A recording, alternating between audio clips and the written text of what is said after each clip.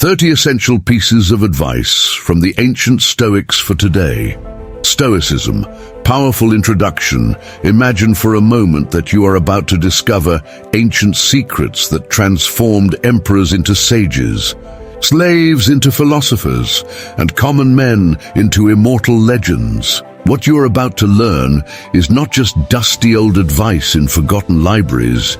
It is living, breathing principles that have the power to completely revolutionize your life in the next few minutes. Marcus Aurelius ruled the greatest empire in the ancient world using these principles. Epictetus went from slave to one of history's greatest teachers by applying these same lessons. Seneca amassed wealth and wisdom by following the very teachings you are about to discover. But here's the most impressive thing. This advice is even more relevant today than it was 2,000 years ago.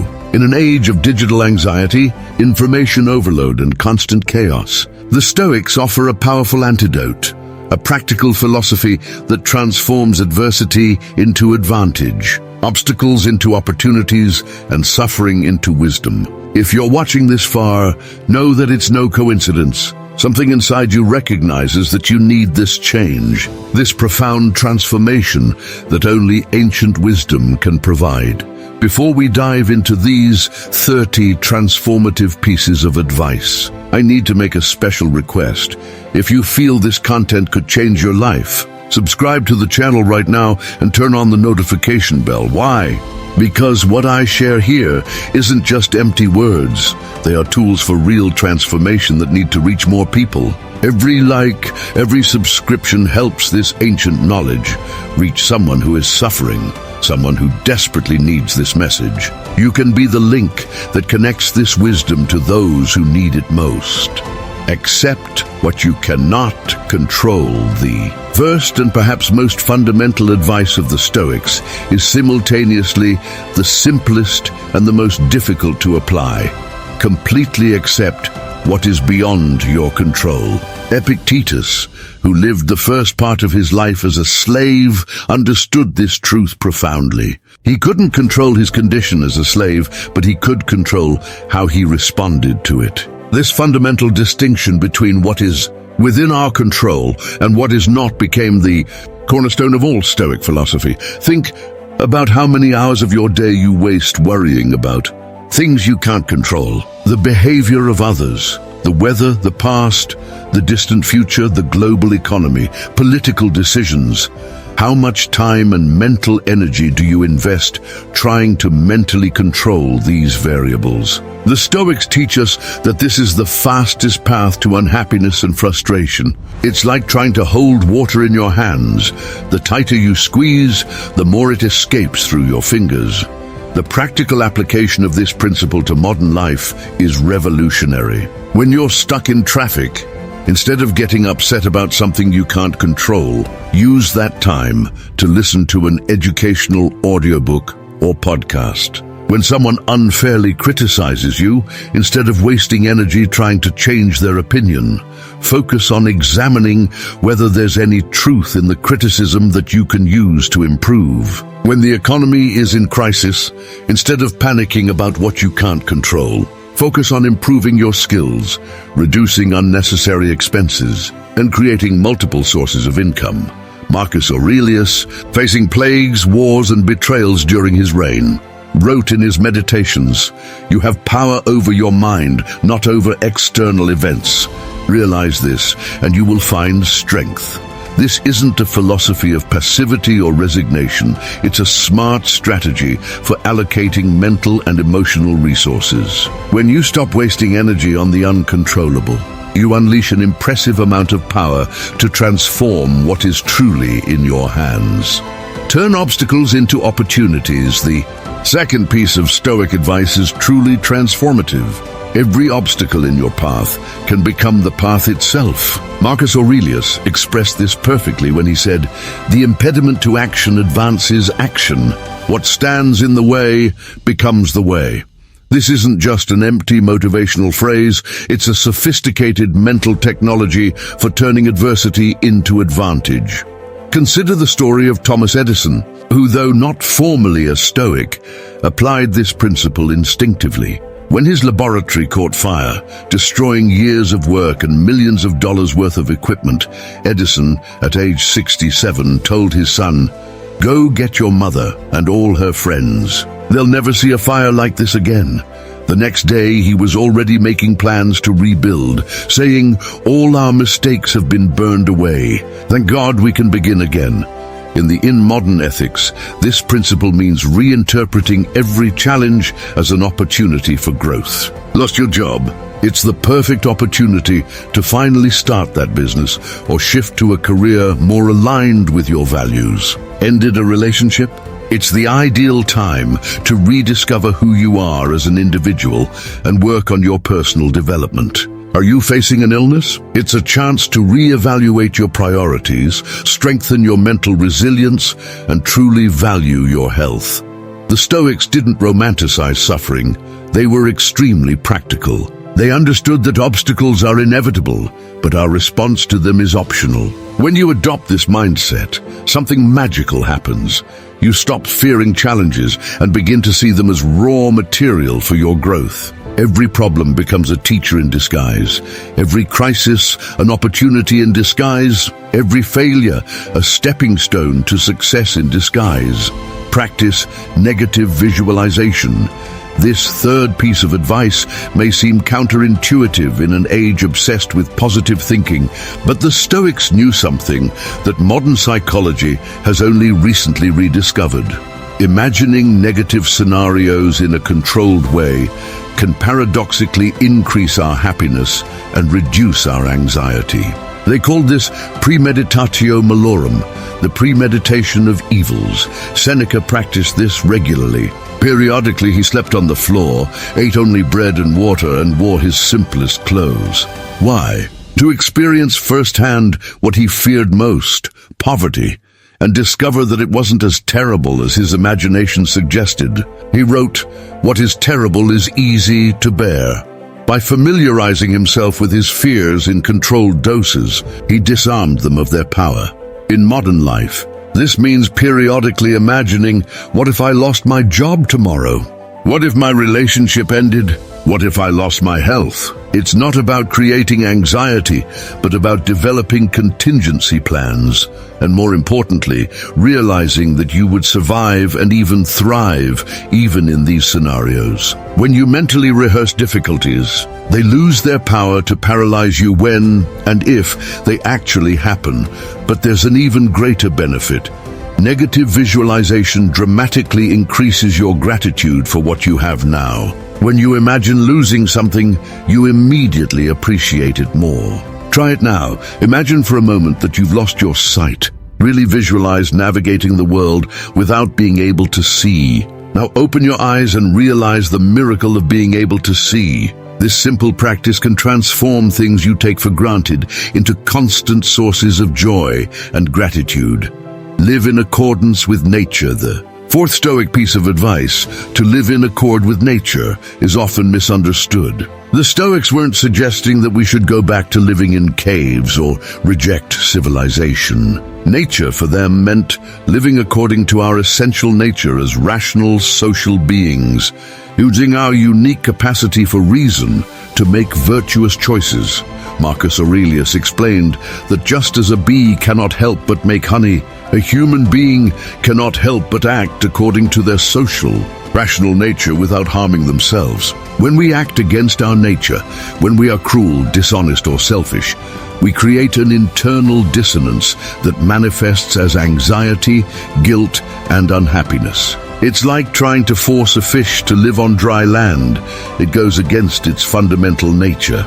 In contemporary practice, this means aligning your actions with your deepest values. If you value family but spend all your time at work, you are living against your nature. If you value health but consistently make choices that harm it, you are creating inevitable internal conflict. The Stoics teach us to identify our essential nature, our core values, unique talents, and purpose, and then structure our lives in harmony with these elements. This also means accepting the natural limitations of the human condition. We are not omnipotent gods. We are mortal, fallible beings with limited capabilities. Accepting this is not pessimism, it is wisdom.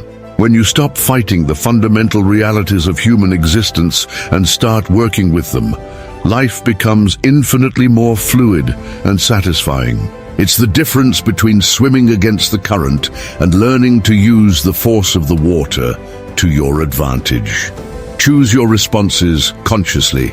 Viktor Frankl, Holocaust survivor and psychologist, perfectly captured this fifth Stoic principle when he said, "Between stimulus and response, there is a space. In this space lies our power to choose our response. In our response lies our growth and our freedom." The Stoics discovered this space 2,000 years earlier, recognizing that although it cannot, we can control what happens to us. We can always choose how we respond. Epictetus taught that it is not the events themselves that upset us, but our judgments about them. If someone insults you, the insult itself is just a sound vibration in the air. It is your judgment about the insult that creates anger or hurt. This realization is profoundly liberating because it means you always have a choice, even in the most difficult circumstances. You can choose to see an insult as an opportunity to practice patience, a criticism as a chance to improve, a loss as an occasion to demonstrate resilience. Modern neuroscience confirms this ancient wisdom. There is indeed a gap of approximately 90 seconds between an emotional stimulus and our automatic response. If we can pause during this critical period, we can choose a more conscious response aligned with our values. It's the difference between reacting impulsively and responding wisely. In daily life, this means developing the habit of conscious pause. Before responding to that annoying email, take 3 deep breaths. Before yelling at your child, ask yourself, how would I want to respond to this if I were at my best? Before making that impulsive decision, sleep on it. This small space between stimulus and response is where all your freedom resides. It's where you stop being an automaton, mechanically reacting to life, and become a conscious agent creating your experience. Cultivate daily self-discipline. For the Stoics, wasn't about masochistic deprivation or military rigidity. It was about freedom. Seneca expressed it brilliantly. Every undisciplined man is a slave. When you lack discipline, you become a slave to your impulses, momentary desires, and fleeting emotions. True freedom comes from being able to choose to do what is right and necessary, regardless of how you feel at the moment. The Stoics practiced daily discipline through specific exercises. Marcus Aurelius woke early every morning to write in his journal, even while ruling an empire at war. Cato the Younger walked barefoot and in simple clothing in the Roman winter to strengthen his resistance to discomfort. Musonius Rufus advocated daily physical exercise, not for vanity's sake, but to strengthen the connection between a disciplined body and mind. In the modern age, where comfort abounds and distractions are endless, self-discipline has become even more crucial. Every time you choose to wake up at your planned time instead of hitting snooze, you are strengthening your discipline muscle. Every time you choose healthy food over junk food, you're voting for the person you want to become. Every time you fulfill a commitment to yourself, you are building self-confidence and inner integrity. The key is to start small and be consistent. The Stoics understood that discipline is like a muscle. It needs to be exercised regularly to grow strong. Start with a single discipline practice. 5 minutes of daily meditation, 10 push-ups every morning, reading 10 pages before bed.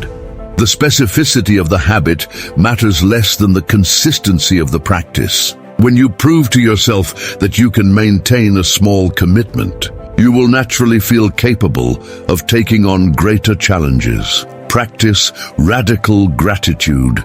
If you're watching this far, I need to remind you of something important.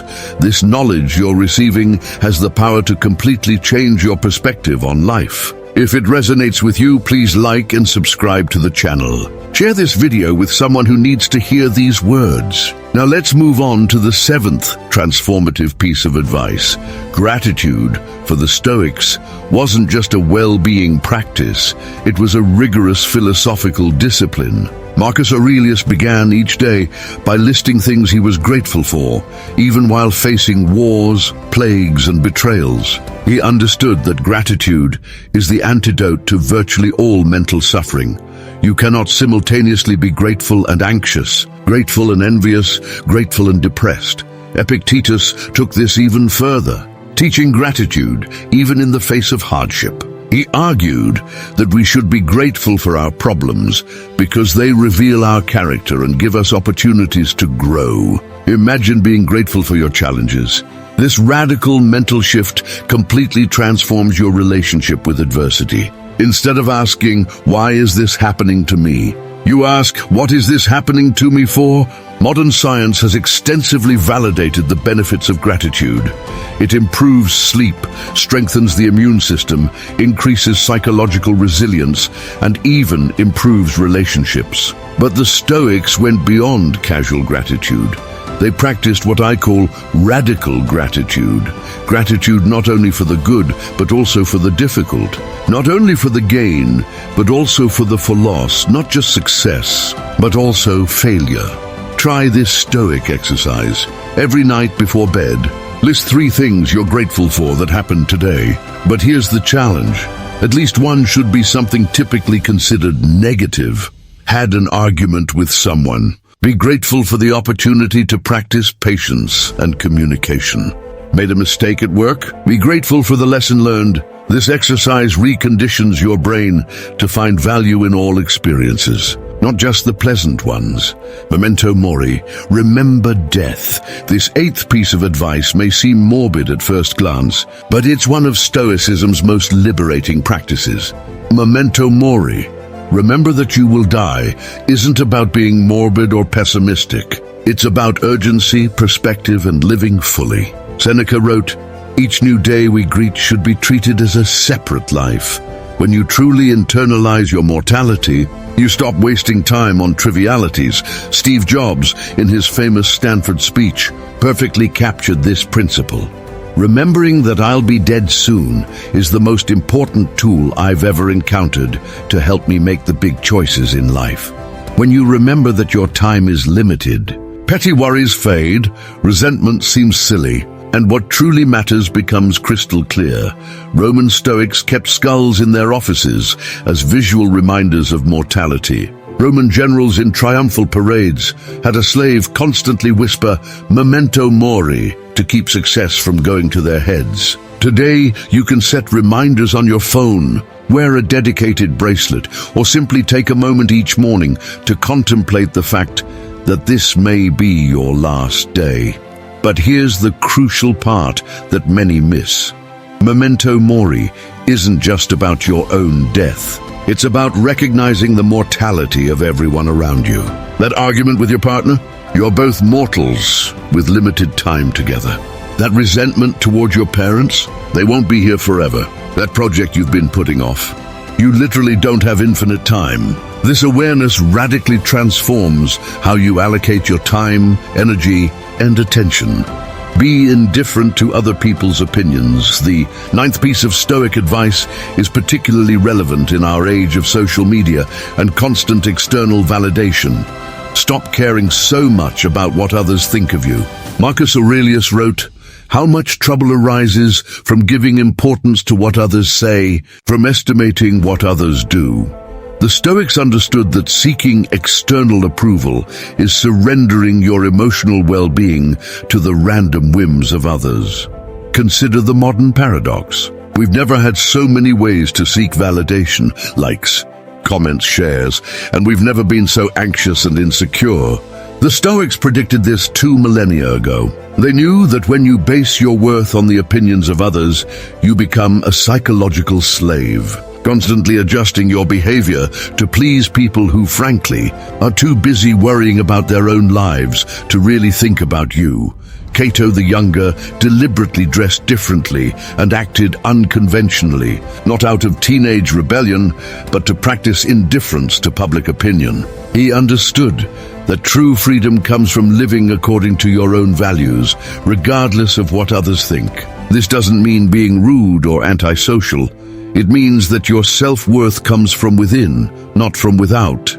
In practice, this means stopping obsessively checking how many likes your post has received. It means making decisions based on your values, not on how they will appear to others. It means saying no when necessary, even if it disappoints people. It means being authentic even when it makes you unpopular.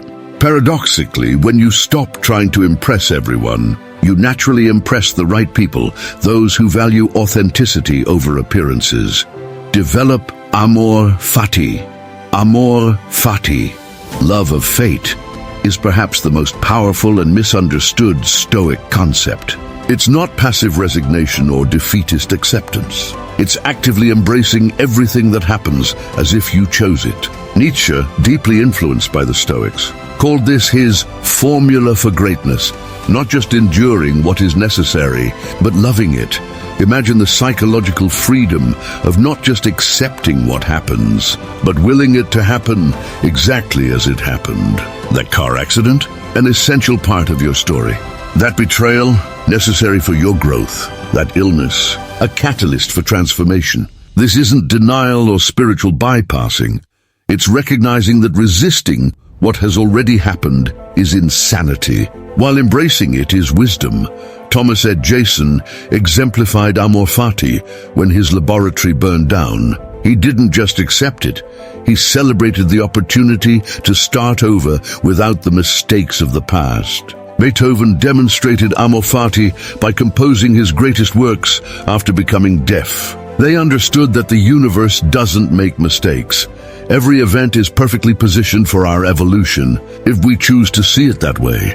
In everyday life, amor fati means stopping saying, "I wish this hadn't happened," and starting to say, "This needed to happen for me to become who I'm destined to be." It's transforming your internal dialogue from victim to creator. When you truly embrace amor fati, nothing can truly hurt you, because everything becomes fuel for your growth. You become antifragile. The more life challenges you, the stronger you become. Practice justice in all actions for the Stoics. Justice wasn't just an abstract legal concept. It was the fundamental social virtue that governed all human interactions. Marcus Aurelius considered justice so important that he said, "What does not benefit the hive does not benefit the bee." This fundamental interconnection means that acting unfairly toward others is ultimately acting against oneself. Stoic justice goes beyond simply not harming others. It requires positive action for the common good. It means paying fair wages even when you could pay less. It means telling the truth even when lying would be more convenient. It means standing up for what is right even when you are alone. The Stoics understood that every unjust action erodes your inner integrity, creating cognitive dissonance that manifests as anxiety and restlessness. In the modern age, where profit maximization often trumps ethical considerations, Stoic justice is revolutionary. It means refusing to participate in exploitative business practices, even if they are legal. It means treating the janitor with the same respect as the CEO. It means honoring your commitments even when the other party cannot legally force you to. It is recognizing that your reputation can be tarnished by others, but your character can only be corrupted by yourself. The practical application is simple, yet challenging. Before every decision, ask yourself, is this fair? If everyone acted this way, would the world be better or worse? If the answer is worse, you have your answer. The Stoics knew that we can temporarily deceive others, but we can never deceive ourselves. Every act of injustice leaves a scar on our psyche that no external success can heal. Exercise moral courage. For the Stoics was not primarily about physical bravery in battle. It was about moral courage in daily life. Cato the Younger demonstrated this when he single-handedly opposed Julius Caesar in the Roman Senate, knowing it could cost him his life. He understood that there are things worse than death: living like a coward, betraying your principles, remaining silent in the face of injustice. Modern moral courage means having difficult conversations that others avoid. It means admitting mistakes when it would be easier to blame others. It means leaving a well-paying job that violates your values. It means ending toxic relationships even when you fear being alone. It's recognizing that regret for not acting is always worse than regret for trying and failing. Seneca wrote, "Every man capable of disturbing you is likely to rule you." When you lack moral courage, others dictate your life through intimidation or emotional manipulation. You become a puppet, always dancing to someone else's tune. Moral courage restores your autonomy, allowing you to live on your own terms, not those of others. Developing moral courage requires incremental practice. Start small. Express your real opinion at the next meeting. Say no to the next request that would violate your boundaries. Stand up for someone being treated unfairly, even if it's uncomfortable. Each act of moral courage strengthens your psychological backbone, making the next act easier. Eventually, courage becomes your default mode of operation, not the exception. Constantly seek wisdom. If you've made it this far, you're demonstrating exactly the kind of pursuit of wisdom the Stoics valued. Please demonstrate your commitment to personal growth by subscribing to the channel now and turning on notifications. Share this video with someone who is seeking direction in life. Let's continue with more transformative insights. For the Stoics, the pursuit of wisdom was not an intellectual hobby. It was the central activity of human life. Seneca, despite being one of the richest men in Rome, said, "Every man who is not wise is mad." This may seem extreme, but consider how many of your bad decisions came from ignorance, not malice. How many problems in your life result from don't know better? Stoic wisdom isn't abstract academic knowledge. It's practical intelligence applied to daily life. It's knowing when to speak and when to remain silent. It's understanding human nature deeply enough to navigate relationships with grace. It's recognizing patterns in your own psychology that sabotage your success. It's learning from the mistakes of others so you don't have to make them yourself. Marcus Aurelius, even as emperor, dedicated the first hours of each morning to study and reflection. He read philosophy and history and constantly examined his own actions and motivations. He understood that wisdom is not a destination, but a continuous journey. The day you think you know it all is the day your intellectual and moral decline begins. In modern practice, this means turning idle time into learning time. Replace mindless scrolling with intentional reading. Swap gossip for substantive conversations. Turn passive entertainment into active education. The Stoics remind us that in an age of infinite information, ignorance is a choice. Every day you don't learn something new is a day wasted, a missed opportunity to become a better version of yourself. Cultivate temperance in everything. Temperance, moderation and self-control was considered by the Stoics to be the virtue that makes all other virtues possible. Without temperance, courage becomes recklessness, justice becomes fanaticism, wisdom becomes arrogance. It is the regulating principle that keeps everything in harmonious balance. Musonius Rufus taught that temperance should govern not only obvious excesses like food and drink, but also seemingly positive things. Too much exercise damages the body. Too much study exhausts the mind. Too much work destroys relationships. Even too much virtue can become a vice, the overly honest person who wounds needlessly with truths, the perfectionist whose pursuit of excellence paralyzes action. In our age of extremes, extreme diets, extreme exercise, extreme hustle culture, Stoic temperance is profoundly countercultural. It's not about being lukewarm or passionless. It's about sustainable intensity. It's about finding the sweet spot where you can sustain your effort indefinitely without burnout. It's the difference between a sprint that leaves you exhausted and a pace you can maintain for a lifetime. Practical application begins with honest self-observation. Where do you tend to overindulge? Work, food, exercise, social media. Identify your points of imbalance and apply conscious limits. Not absolute prohibitions, the Stoics were not ascetics, but reasonable limits that allow for pleasure without enslavement. Temperance is freedom disguised as discipline. When you master your appetites rather than being mastered by them, you experience a freedom that no indulgence can provide. Paddy, prepare for adversity. Stoics were unique among ancient philosophies in their approach to adversity. Rather than hoping to avoid it or merely tolerate it, they actively prepared for it. Seneca periodically practiced voluntary poverty.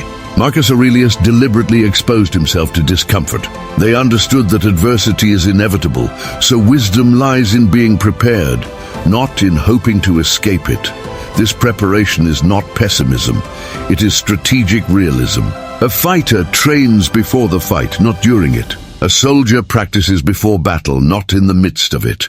Similarly, the Stoics trained for adversity during peacetime, building mental and emotional resilience before it was needed.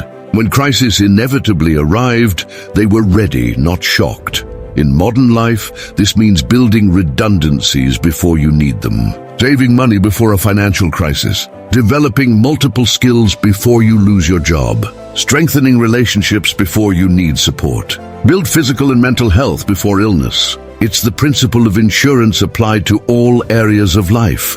You hope you never need it, but prepare as if you certainly will. But the most important preparation is mental. Mentally rehearse how you would respond to various adversities. How would you maintain composure if you lost your job tomorrow? How would you find meaning if you lost your health? How would you carry on if you lost a loved one? This mental rehearsal doesn't create anxiety. It reduces it because the unknown becomes familiar. The unthinkable becomes manageable. Focus on the present, while modern culture constantly pushes us to live in the future.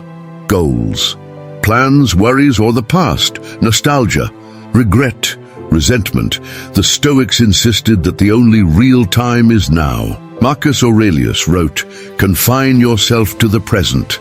The past no longer exists. The future does not yet exist. Only the present is real, and therefore, only the present matters." This doesn't mean ignoring planning or learning from past experiences. It means recognizing that all action can only happen in the present. You cannot change the past no matter how much you revisit it mentally. You cannot act in the future no matter how eagerly you anticipate it. You can only act now in this moment, which is the only moment you truly have. Seneca observed that we waste most of our lives. Life is long enough if you know how to use it, but we waste it mentally, living in other times. During work, we dream of vacation. During vacation, we worry about work. During youth, we long for maturity. During maturity, we mourn lost youth. Always in another place, another time, never here, never now. The Stoic practice of present focus is simple yet challenging. When your mind wanders to the past or future, gently bring it back to what you are doing now. If you are eating, savor the food. If you are talking, listen fully. If you are working, immerse yourself in the task. This conscious presence not only improves performance and satisfaction, it subjectively expands time. When you are fully present, an hour can feel rich and complete. When you are mentally absent, years can pass in a blur. Accept change as a universal law. Heraclitus, a fundamental influence on Stoicism, said, "No one steps into the same river twice." The Stoics deeply embraced this truth. Change is not an occasional interruption of stability. It is the very nature of reality. Everything is constantly changing. Your body, your relationships, your career, society, the universe itself. To resist it is to fight against the fundamental nature of existence. Marcus Aurelius often meditated on impermanence. Empires fall, celebrities are forgotten, even mountains eventually erode. This awareness didn't depress him, it liberated him. When you accept that everything is temporary, You stop desperately clinging to what is slipping away. You appreciate what you have while you have it, but don't panic when it inevitably changes.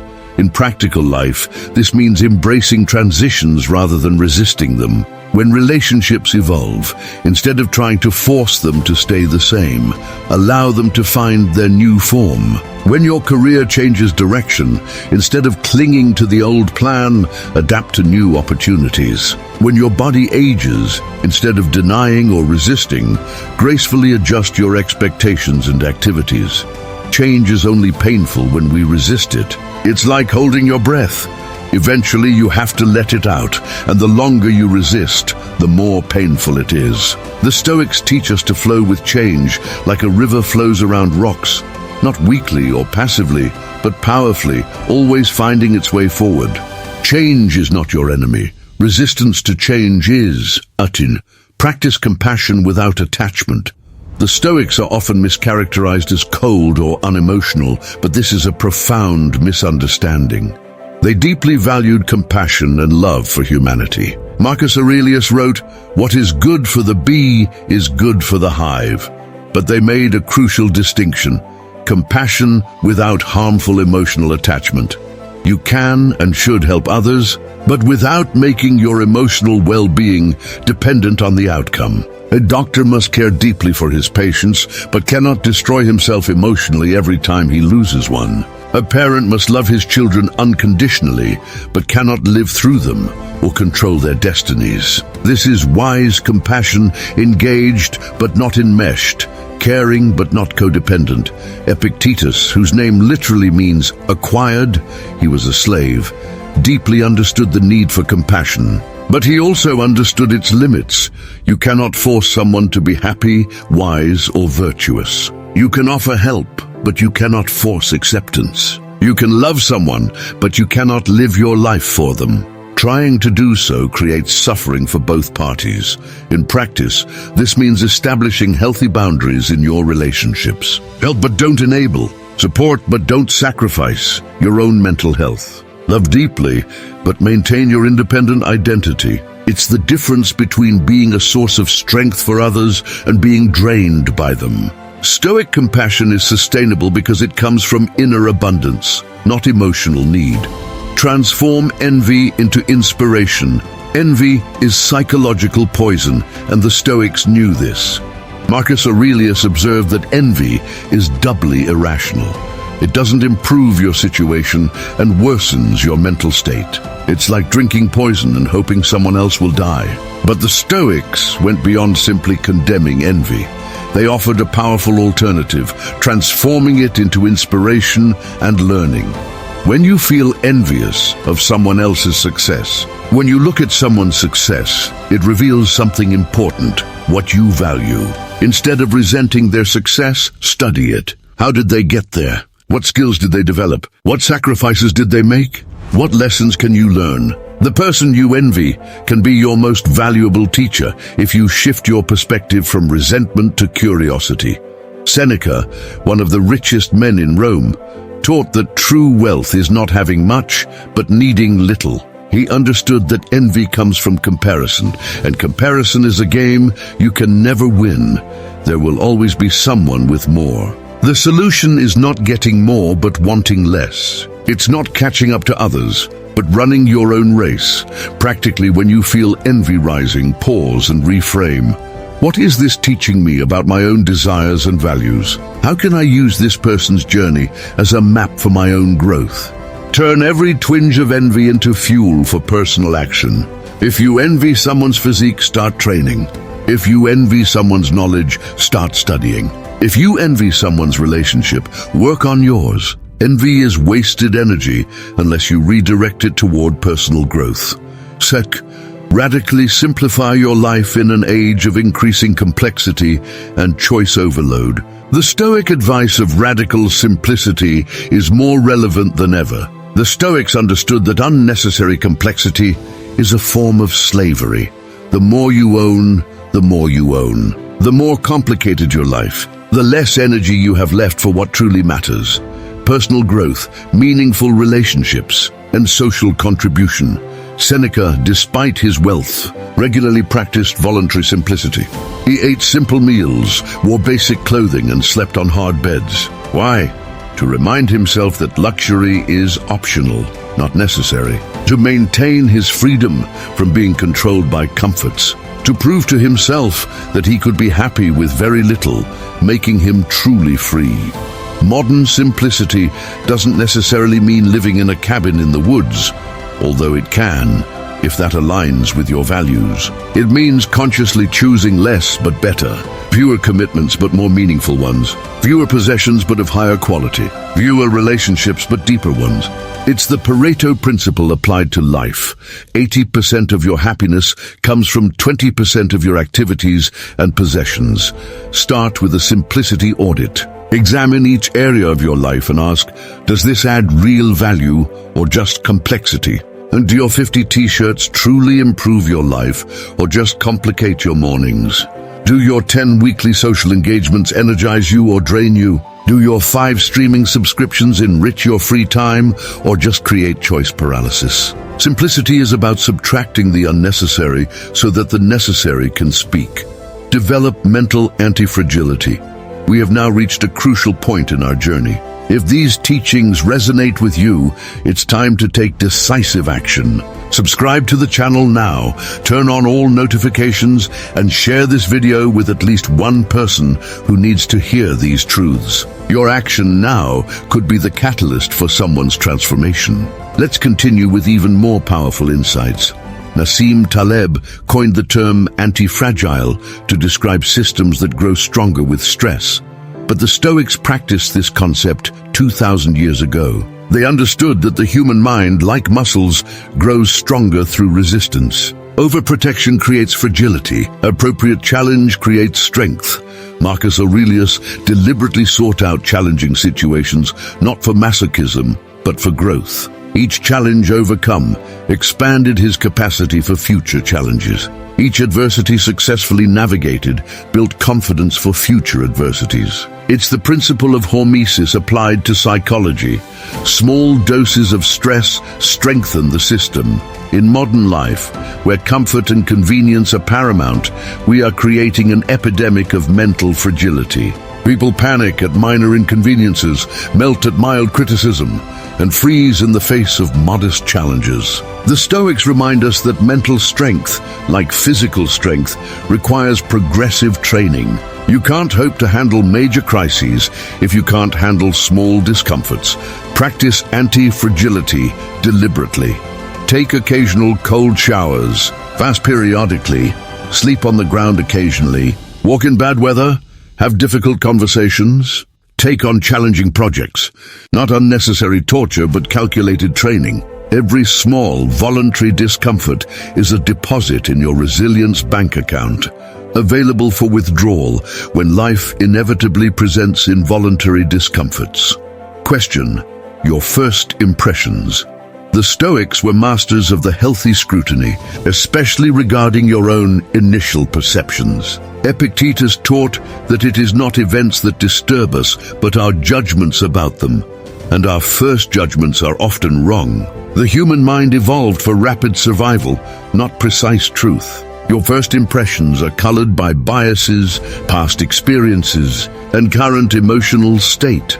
Marcus Aurelius practiced what he called the discipline of perception, actively questioning your initial interpretations. That person who was rude to you might be having the worst day of their life. That failure that seems devastating might be the redirection you needed. That success that seems wonderful might bring unforeseen complications. In the age of instant information and snap judgments, this wisdom is crucial. How many times have you reacted to a headline without reading the article? Judged someone based on a single tweet? Made an important decision based on an initial emotional reaction? The Stoics remind us to pause, question, and investigate. Your first impression is just that. First, not final. Develop the habit of adding "it seems" before your judgments. Not "he is lazy," but "it seems he is being lazy." Not "that is terrible," but "it seems terrible now." This small linguistic shift creates psychological space for revision. for new information, for a shift in perspective. It's the difference between mental rigidity and cognitive flexibility, between reacting and responding, between confident ignorance and humble wisdom. Cultivate deep self-knowledge. Know thyself was inscribed on the Temple of Delphi, and the Stoics took this commandment extremely seriously. Seneca wrote daily letters examining his actions and motivations. Marcus Aurelius kept a diary that became one of the great works of world literature. They understood that without self-knowledge, you are a stranger to yourself, incapable of real change or genuine growth. Stoic self-knowledge goes beyond personality tests or horoscopes. It is a rigorous and honest examination of your thought patterns, emotional triggers, blind spots, and defense mechanisms. It's recognizing your destructive tendencies before they cause harm. It's identifying your genuine strengths versus what you wish your strengths were. It's distinguishing between who you are and who you perform to be. In modern practice, this requires regular time for solitary reflection, something our hyper-connected culture actively discourages. Turn off distractions and sit with yourself. Write in a journal, meditate, take a walk alone without podcasts or music. Ask yourself difficult questions. Why did I really make that decision? What am I really avoiding? What am I really afraid of? What do I really want? Self-knowledge is often uncomfortable because it reveals truths we'd rather ignore. But the Stoics knew that uncomfortable truth is better than comfortable illusion. You can't fix what you don't acknowledge is broken. You can't change what you don't admit needs changing. Self-knowledge is the foundation of all personal transformation. Without it, you're just rearranging furniture in a dark room. Practice healthy detachments. Stoic detachment is often misinterpreted as indifference or apathy, but it is exactly the opposite. It is loving fully while accepting impermanence. It is giving your best while accepting any outcome. It is caring deeply without being emotionally enslaved. It is the art of being fully engaged and fully free simultaneously. Epictetus used the metaphor of an actor in a play. Give your best performance, but remember that you didn't write the script. Play your role with passion and excellence, but don't confuse the role with your identity. When the curtain falls, you remove the costume and move on. This perspective allows for full engagement without destructive identification. In real life, this means loving your children deeply while accepting that they are separate individuals with their own destinies. It means working hard on your career while recognizing that it could end tomorrow. It means caring for your health while accepting that physical decline is inevitable. It is the paradox of caring without clinging, of valuing without depending. Healthy detachment is especially crucial in relationships. When you're desperately attached to someone, you suffocate both them and yourself. When you love with healthy detachment, you create space for both of you to grow. It's the difference between holding sand. The tighter you hold it, the more it escapes, and holding water, cupped hands, allow it to flow but also hold it. Find purpose in service. The Stoics were unique among ancient philosophies in their emphasis on social duty and service. While other schools promoted withdrawal from society, the Stoics insisted on active engagement. Marcus Aurelius, who would have preferred to be a philosopher, accepted the burden of being emperor because it was his duty to serve. The Stoics understood that humans are social creatures, and our highest purpose is found in contributing to the common good. Seneca, despite his personal wealth, wrote extensively about the importance of using resources to benefit others. He understood that hoarding only for oneself is a form of spiritual poverty. True wealth is having enough to share. True power is the ability to elevate others. True success is leaving the world better than you found it. In the modern context, this doesn't necessarily mean traditional charity, although it can include that. It means finding ways to use your unique talents to contribute. If you're a programmer, create tools that solve real problems. If you're a teacher, inspire the next generation. If you're an entrepreneur, create jobs and genuine value. Service isn't sacrifice. It's fulfilling your natural purpose as a social being. The paradox is that serving others is the most reliable form of self-service. When you focus only on personal gain, you never have enough. When you focus on contribution, you discover abundance. It's the psychological law the Stoics intuitively understood. Meaning comes from transcending the self. Purpose comes from serving something greater than yourself. 6. Embrace productive solitude. While the Stoics valued community and service, they also understood the crucial value of solitude. Seneca regularly retreated for solitary reflection. Marcus Aurelius found time for solitude even while leading military campaigns. They knew that without periods of solitude, you become an echo of others' opinions, never developing your own authentic voice. Solitude is not isolation.